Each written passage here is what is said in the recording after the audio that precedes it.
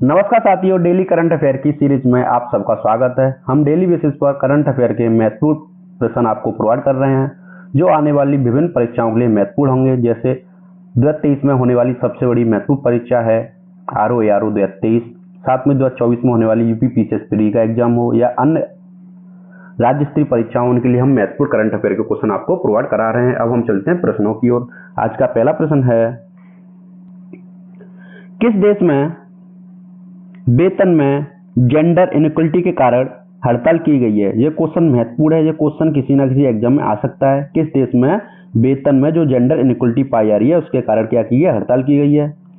तो ऑप्शन है इसका स्वीडन, पहला option, second option Norway, third option Iceland, fourth है डेनमार्क। तो इसका जो राइट आंसर है वो है आइसलैंड। आइसलैंड देश ने, किस देश ने? आइसलैंड देश ने वेतन में जो भेदभाव किया जा रहा है महिला पुरुष के बीच में, उसके खिलाफ उन्होंने हड़ताल की गई आइसलैंड देश में। ठीक, क्योंकि वहां पे स्त्री और पुरुष के बीच 90% अंतर खत्म कर दिया गया है और हम लगभग जेंडर इक्वलिटी प्राप्त कर चुके हैं।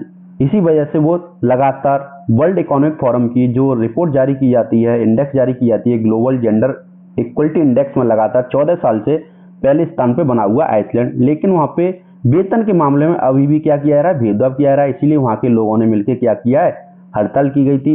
वहां के खुद प्रधानमंत्री जो हैं उन्होंने भी इस हड़ताल में भागीदारी की है। तो हम देख सकते हैं कि वहां के लोग कितने अवेयर हैं और जेंडर इक्वलिटी के लिए कितना काम कर रहे हैं। वहां पे जेंडर के आधार पर महिला पुरुष के बीच में कोई भी भेदभाव नहीं किया जा रहा है।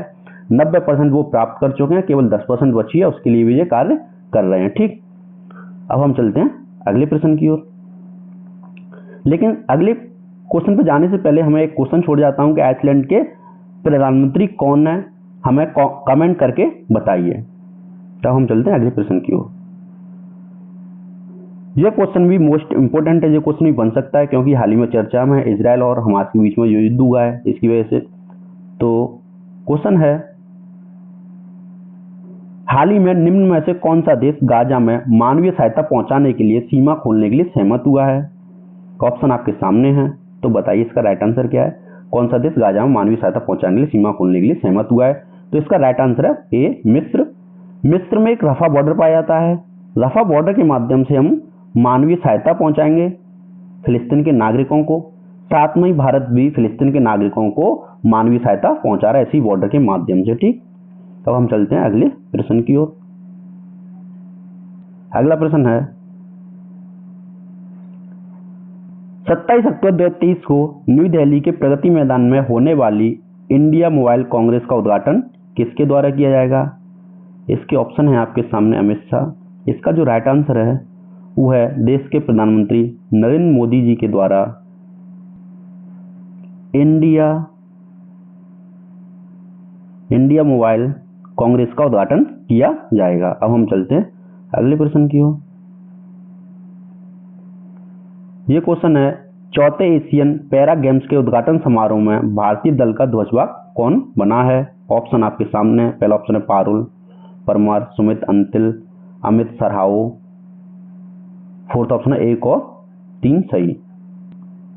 इसका ऑप्शन है पारुल परमार, सुमित अंतिल, अमित सरोवा और फोर्थ ऑप्शन है 1 और 3 सही। इसका जो राइट आंसर है वो है फोर्थ ऑप्शन 1 और 3 सही है। ठीक, क्योंकि पारुल परमार जो है हमारी पैरा सेटलर हैं।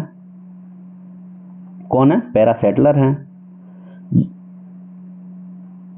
हैं, जबकि अमित जो हैं वो थ्रोवर हैं।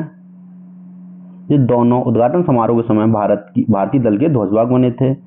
जो हमारे चौथे एशियन पैरा गेम्स जो हो रहे हैं चीन के झांगझाऊ में हो रहे हैं, झांगझाऊ में हो रहे हैं।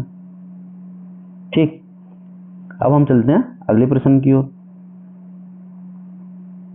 प्रश्न है, निम्न में से किस देश ने पर्यटन को बढ़ावा देने के लिए मुक्त पर्यटक वीजा नीति लागू की है? यह क्वेश्चन अच्छा क्वेश्चन है, ये पूछा जा सकता है।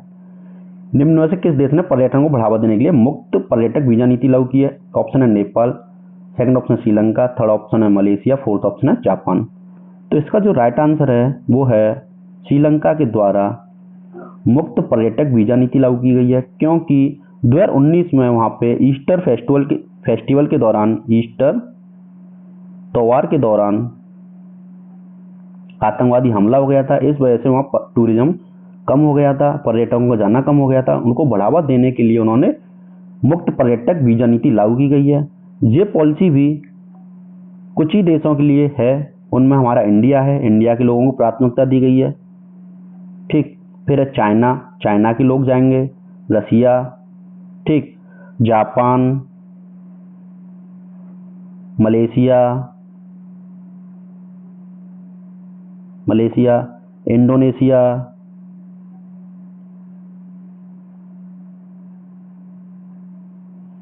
और थाईलैंड, ये देश हैं। इनके लिए उन्होंने मुक्त पर्यटक वीजा नीति लागू की है। किस देश ने? श्रीलंका ने। इन देशों के नाम भी पूछ सकता है, साथ में ये भी पूछ सकता है मुक्त पर्यटक वीजा नीति लागू करने वाला कौन सा देश है और किन किन देशों के लिए इसने लागू की है। तो उनमें हमने नाम बताए, इंडिया, चाइना, रसिया, जापान, मलेशिया, इंडोनेशिया, थाईलैंड। अब हम चलते हैं अगले प्रश्न की ओर। अगला क्वेश्चन है, हाल ही में केंद्रीय मंत्रिमंडल ने जामलानी बांध परियोजना के निर्माण के लिए किस राज्य को अनुमति दी है? तो इसका जो राइट आंसर है वो है उत्तराखंड के नैनीताल में एक नदी है गोला नदी, उस नदी पर इस बांध को बनाया जाएगा। ठीक, कहां पे? उत्तराखंड के नैनीताल में जामलानी बांध को बनाया जाएगा। ठीक, अब हम चलते हैं अगले प्रश्न की ओर। अगला क्वेश्चन है, 25 अक्टूबर 2023 को अहमदाबाद में आदि महोत्सव सह राष्ट्रीय जनजाति महोत्सव का उद्घाटन किसके द्वारा किया गया है? तो इसका जो राइट आंसर है वो है अर्जुन मुंडा, क्योंकि वो हमारे केंद्रीय जनजाति मंत्री हैं, उनके द्वारा अहमदाबाद में इसका उद्घाटन किया गया था। केंद्रीय जनजाति मंत्री किसके द्वारा? अर्जुन मुंडा, केंद्रीय जनजाति मंत्री, उनके द्वारा आदि महोत्सव का उद्घाटन किया गया था। अब हम चलते हैं अगले प्रश्न की ओर। क्वेश्चन है, कौन सा विश्वविद्यालय अंतर्राष्ट्रीय संगीत और नृत्य की मेजबानी करेगा?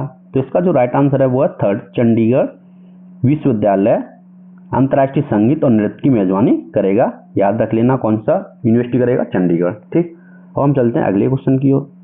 ये क्वेश्चन पूछा जा सकता है, अच्छा क्वेश्चन है। किस व्यक्ति को centre on legal protection Harvard law school द्वारा वैश्विक नेतृत्व पुरस्कार से सम्मानित किया गया है? तो इसमें हमारे भारत के चीफ जस्टिस ऑफ इंडिया दे रखे हैं। तो इसका जो राइट आंसर है वो है third option, chief justice of India DY Chandrachud को ग्लोबल लीडरशिप प्राइज दिया गया है। किसके द्वारा? Centre on legal protection Harvard law school के द्वारा। अब हम चलते हैं अगले क्वेश्चन की ओर। ये क्वेश्चन यूपी से है, ये क्वेश्चन पूछा सकता है, इसलिए क्या है? महत्वपूर्ण क्वेश्चन है, इंपोर्टेंट क्वेश्चन है। क्वेश्चन है, उत्तर प्रदेश के निम्नलिखित में से किस जिले में अक्टूबर 2023 में देश की सबसे बड़ी कन्या पूजा का आयोजन करके इतिहास रचा है?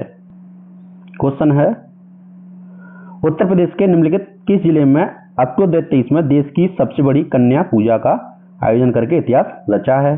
तो इसका जो राइट आंसर है वो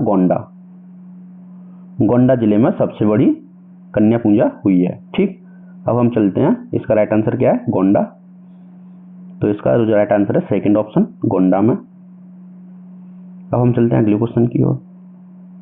क्वेश्चन है, 26 से 28 अक्टूबर के बीच UN United nation forum on forest का आयोजन भारत के किस जगह पे किया जाएगा?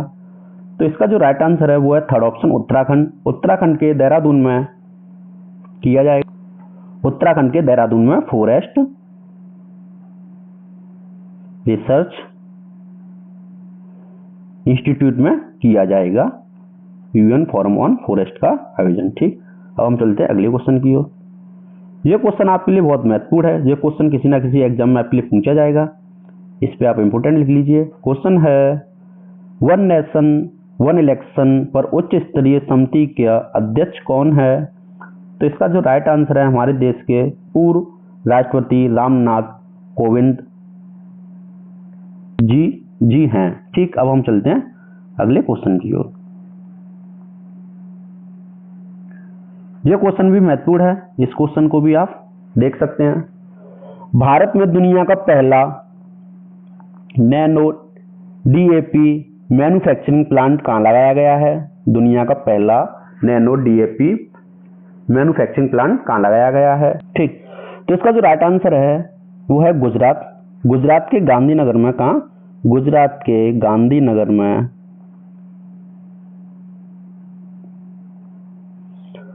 कलोल नामक स्थान पर दुनिया का पहला nano liquid DAP manufacturing plant लगाया गया है। एक क्वेश्चन और बनता है कि भारत में दुनिया का पहला नैनो लिक्विड यूरिया प्लांट कहाँ लगाया गया है, तो उसका आंसर भी क्या है, गुजरात के कलोल में ही यूरिया के लिए हमने प्लांट लगाया गया था।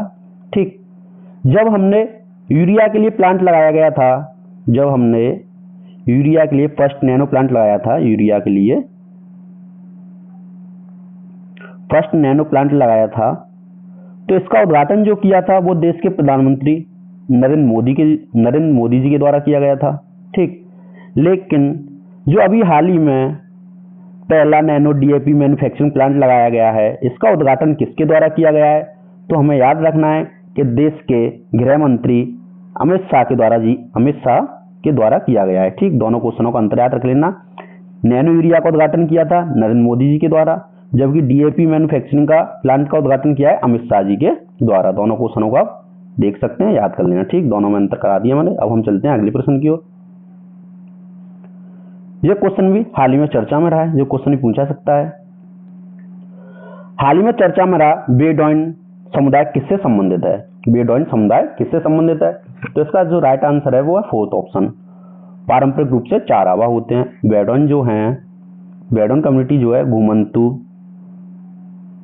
घुमंतू अरब मुस्लिम है। कौन है, घुमंतू खानाबदोश अरब मुस्लिम है, जो इजराइल के साउथ इजराइल में एक रेगिस्तान पाया जाता है। इजराइल के दक्षिणी भाग में एक रेगिस्तान है,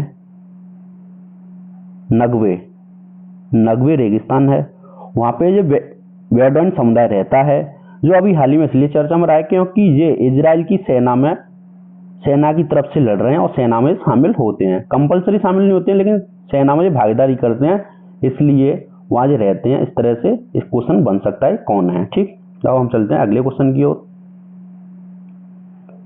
ये क्वेश्चन भी अच्छा है। क्वेश्चन है